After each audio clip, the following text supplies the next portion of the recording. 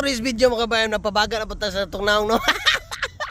Kini magpapiling vlogger ta mga kabayan. So for today's video, naanap po ko na ikot rin kabayan no, nag-smoko, tayo na po na ko. So by the way mga kabayan, shout out tayo kaya Edward Bincalo no. So shout out sa'yo kabayan. So kana siya kabayan, nakauban ako na sa mining sa una. No, usan na siya ka Arctic operator. So EDT siya operator mga kabayan. So for today's video mga kabayan, walay pa dugay-dugay na aday ko rin nag-assess ko ng backhoe nga Caterpillar. So wala sa ko nag-operate kabayan.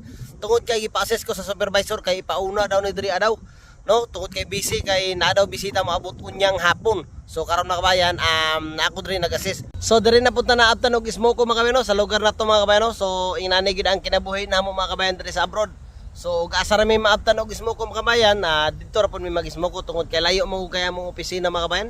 So among ideya mga kabayan, gidala na lang nako akong bao no. Yan, biskwit. So daghan niya akong biskwit kabayan kay nagtuo man kog na ako'y kauban karon mag-Ismoco.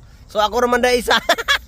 So kana lang mga kabayan. So thank you sa inyong suporta sa aking mga vlog mga kabayan no. So thank you sa pag-follow and share sa aking mga vlog. So kana lang mga kabayan. So sa tanang driver, operator, labor ug unsa pang mga trabaho da, construction, unsa ba diha mga kabayan, amping-amping lang ta kanon no. So laban lang ta sa hamon ng buhay kabayan. No, inanim gid natong kinabuhi mga kabayan no. Kailangan mo kita manginabuhi para sa atong pamilya no.